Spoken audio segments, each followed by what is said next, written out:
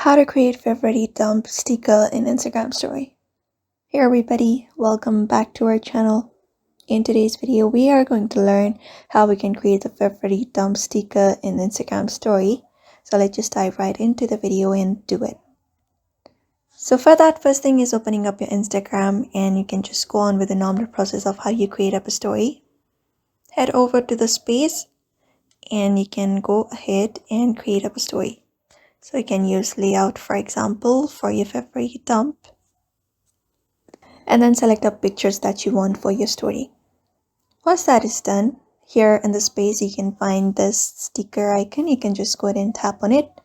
And from this menu, you can go ahead and select this option called Add Your Templates. This one right here. After that, you need to select what to pin. So you can just go ahead and select what to pin. After that, you can go ahead and type in a text, for example, favorite dump, and place it here. And after that is done, you can just go ahead and place it like this.